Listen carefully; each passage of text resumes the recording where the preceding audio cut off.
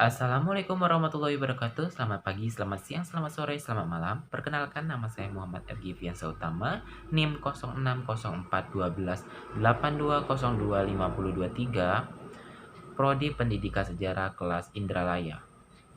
Di sini saya akan menjawab soal ujian akhir semester mata kuliah Pendidikan Kewarganegaraan, dosen pengampu Dr. L.R. Retno Susanti, Hum. Baiklah, soal pertama adalah jelaskan karakteristik warga negara Indonesia yang baik. Kemudian cara mengimplementasikan kehidupan sehari-hari. Sebelum itu, apa saja karakteristik sebagai warga negara yang baik dan benar? Yang pertama, harus menghargai dan menghormati ras, suku, agama, golongan, dan lain-lain. Kemudian warga negara Indonesia harus bersikap bertanggung jawab, kemudian berpikir kritis, terbuka, rasional, serta adil dan jujur. Mengapa hal tersebut? Karena sebagai warga negara Indonesia, kita harus menanamkan sikap-sikap dan perbuatan seperti itu untuk menjadi warga negara Indonesia yang baik dan benar. Seperti menghargai dan menghormati perbedaan. Karena di Indonesia ini semboyan kita adalah Bhinneka Tunggal Ika, maka kita sebagai warga negara Indonesia dapat menghargai dan menghormati tersebut. Seperti menghargai dan menghormati ras, suku, agama, golongan, kemudian bertanggung jawab dalam saat kita mendapatkan beban atau mendapatkan tanggungan, kita harus menyelesaikannya dengan rasa tanggung jawab. Kemudian kita harus memiliki sikap yang terbuka, kritis, rasional. Mengapa? Karena setiap warga negara Indonesia itu memiliki pandangan atau argumen yang berbeda, sehingga kita harus memiliki sikap yang terbuka, yaitu menerima apapun argumen dan pendapat warga negara Indonesia yang lain. Kemudian kita harus berpikir kritis. Setelah kita menerima argumen tersebut, kita harus berpikir, kita harus mengkritis, mengevaluasi argumen itu memang benar atau perlu kita evaluasi atau kita rubah dengan kesepakatan bersama. Nah, dengan memiliki sikap rasional, yaitu kita mengutarakannya dengan rasional sehingga bisa diterima oleh semua orang. Kemudian adil dan jujur. Karena warga Indonesia ini harus memiliki sikap adil dan jujur. Karena kalau tidak adil dan jujur, warga Indonesia pasti akan terpecah belah dan saling menjatuhkan. Maka dari itu, kita sebagai warga negara Indonesia harus memiliki juga sikap adil dan jujur. Nah, cara mengimplementasikan kehidupan sehari-hari adalah dengan mempraktekkan atau melakukannya secara langsung di lingkungan masyarakat. Karena cara ampuh untuk mengimplementasikannya yaitu dengan mempraktekannya secara langsung sehingga bisa dicontoh oleh masyarakat luar dan bisa berdampak positif agar warga Indonesia itu tahu mana menjadi warga negara Indonesia yang baik. Kemudian soal yang kedua, apa yang dimaksud dengan identitas nasional dan unsur-unsur pembentuk identitas nasional? Sebelum itu kita harus tahu dulu identitas nasional itu seperti apa.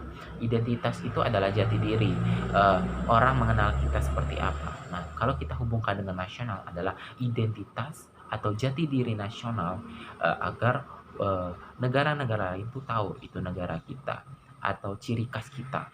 Nah, unsur-unsur pembentuknya adalah unsur dari agama, suku bangsa, bahasa, kebudayaan, lagu nasional, dan sebagainya. Itu adalah unsur-unsur pembentuk dari identitas nasional. Jika kita tidak membudayakannya, identitas kita akan runtuh. atau bisa saja itu akan diambil alih identitas kita. Maka dari itu kita sebagai warga negara Indonesia harus patut melestarikan dan mengembangkan agar bisa dikenal di mancanegara, dan itu sebagai identitas nasional kita sebagai warga negara Indonesia. Kemudian soal nomor 3, bagaimana cara mempertahankan NKRI dari desintegrasi nasional, desintegrasi bangsa. Sebelum itu, desintegrasi bangsa itu adalah terpecah belahnya bangsa. Nah, kita terlebih dahulu harus tahu faktor-faktor penyebab desintegrasi tersebut. Yang pertama adalah geografi. Geografi tersebut adalah wilayah tempat di mana warga negara Indonesia itu berada. Kemudian demografi. Demografi adalah penduduk atau rakyat yang menduduki wilayah tersebut. Kemudian kekayaan alam adalah unsur-unsur sumber daya alam yang berada di wilayah tersebut. Kemudian ideologi, paham kita. Walaupun kita berbeda-beda pendapat, tapi kita memiliki satu paham, yaitu paham kita di negara Indonesia adalah paham Pancasila. Ideologi kita adalah Pancasila. Kemudian politik. Politik ini adalah membantu kita untuk mempertahankan atau menjaga negara kita dari secara politik. Kemudian ekonomi. Ekonomi ini adalah sumber keuangan atau kebutuhan kita untuk sebagaimana. Sosial budaya adalah kebudayaan kita. Sebagai warga Indonesia pasti memiliki berbagai macam budaya. Nah, seperti itu. Kemudian pertahanan keamanan. Setiap negara pasti adalah keamanan, memiliki pertahanan dan keamanan. Nah, setelah kita tahu apa faktor-faktor desintegrasi bangsa, cara kita untuk mempertahankannya yaitu adalah selalu berpegang teguh. Kita harus tetap satu pandangan, yaitu tetap menjadi bangsa negara Indonesia. Kita tidak boleh terkecoh atau tidak boleh terpengaruh dengan budaya luar atau yang berunsur-unsur luar untuk mengejokkan pikiran kita sehingga berpaling. Nah, cara kita mempertahankan NKRI yaitu dengan secara fisik maupun secara pikiran atau logis, karena walaupun kita sudah mempersiapkan pertahanan dari fisik, tapi pastilah negara lain yang ingin menjatuhkan NKRI kita itu bisa saja melewati dari pikiran mental, seperti paham. Mereka ingin merubah paham kita seperti itu. Jadi kita sebagai warga negara harus mempersiapkan dari segi fisik maupun mental agar bisa mempertahankan apa yang memang kita pertahankan. Nah, dari faktor tersebut, pemicu desintegrasi itu jika kita lakukan dengan benar atau dengan kita menyempurnakan, kita memperbaiki tersebut, faktor tersebut akan menjadi faktor integrasi yang berlawanan dari desintegrasi. Seperti itu. Soal nomor 4, 3 macam sistem pemerintahan, yaitu pertama ada sistem presidensial, parlementer, semi parlementer. Kita terlebih dahulu, apa itu presidensial? Presidensial itu adalah memiliki kepala negara dan kepala pemerintah yang sama dengan periode ditentukan, yaitu 2 periode, dipilih oleh rakyat, legislatif dan legislatifnya dipisah. Kemudian parlementer, legislatif dan seperti itu. Legislatif dan yudikatifnya dipisah. Kemudian parlementer adalah seperti parlementer itu sama dengan sistem monarki atau sistem kepala negaranya adalah raja dan ratu, kepala pemerintahnya adalah perdana menteri. Nah, kepala negara ini bermasa seumur hidup atau sudah ditentukan untuk turun-temurun dari kepala negara tersebut. Sementara kepala pemerintah itu dipilih oleh rakyat. Semi parlementer adalah gabungan antara presidensial dan parlementer. Dari kepala negaranya yaitu presidensial, sementara kepala pemerintahnya itu seperti dari parlementer. Kepala negaranya adalah presiden yang ditentukan oleh 2 periode, kepala pemerintahnya adalah perdana menteri, masa waktu seumur hidup dan dipilih oleh rakyat. Nah, Indonesia menerapkan sistem apa? Indonesia menerapkan sistem presidensial.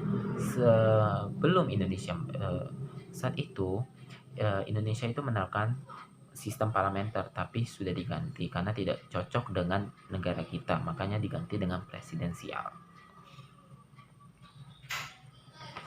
Kemudian mengapa Indonesia memilih sistem presidensial? Karena memang sistem tersebut cocok dengan negara kita dan bisa mengembangkan, memajukan negara kita. Saat masa Indonesia masih parlementer itu banyak konflik, sehingga digantilah dengan sistem presidensial yang sampai sekarang masih diterapkan. Kemudian pendapat saya tentang paham radikal, soal nomor 5. Pendapat saya tentang paham radikal yaitu kita harus tahu dulu apa itu radikal. Radikal itu adalah suatu gerakan yang ingin melakukan perubahan dengan secara kasar atau secara memaksa individu atau kelompok untuk mengikuti paham mereka tersebut. Nah, yang maraknya di Indonesia itu tuh banyak banget contohnya yang sudah marak di Indonesia, seperti kita ambil contoh dari PKI. Pada saat itu PKI ingin membentuk suatu perubahan yang menggunakan sistem radikal, menginginkan Indonesia itu menghilangkan atau merubah sistem, merubah ideologi dari ideologi Pancasila menjadi ideologi mereka, yaitu ideologi komunis. Banyak banget pertentangan atau menimbulkan peristiwa-peristiwa seperti G30 SPKI dan sebagainya. Nah, sebagai warga negara Indonesia, walaupun banyak konflik tentang tersebut, kita sebagai warga Indonesia harus tetap berpegang teguh dengan paham kita.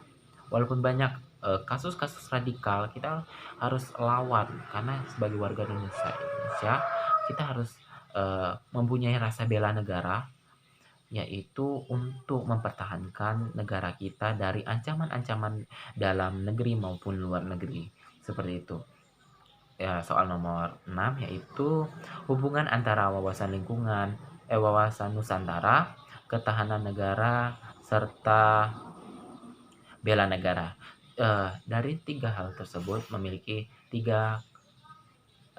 hubungan yang terkait, seperti wawasan Nusantara. Apa itu wawasan Nusantara? Wawasan Nusantara itu adalah pandangan kita terhadap wilayah atau bangsa kita, yaitu kita lebih mengenal secara geografi, secara wilayah, secara segala aspek.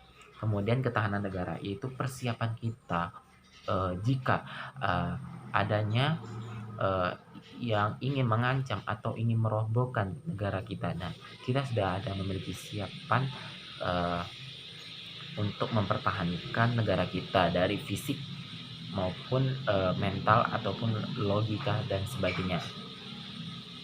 Kemudian bela negara itu rasa kita untuk mempertahankan negara kita, rasa untuk berjuang jika terjadinya ancaman atau terjadinya eh, ingin menghancurkan negara kita, kita sudah memiliki rasa mereka untuk mengkuat kalau kita itu bisa mempertahankan. Nah, dari yang saya jelaskan tadi itu memiliki hubungan terkait wawasan Nusantara itu adalah kita mengenal wilayah kita, mengenal aspek-aspek kita, ketahanan negara, ada persiapan kita untuk eh, kesiapan fisik, mental dan sebagainya itu untuk mempertahankan negara kita. Bela negara adalah rasa kita atau tekad kita untuk membela negara kita saat terjadinya ancaman-ancaman dari dalam negeri maupun luar negeri. Jadi dari ketiga hal tersebut memiliki terkaitan yang intinya itu adalah untuk mempertahankan, menjaga negara kita, negara Indonesia agar tetap kokoh dan menjadi negara yang utuh. Seperti itu. Mungkin itu saja. Lebih dan kurang saya mohon maaf. Sekian, terima kasih.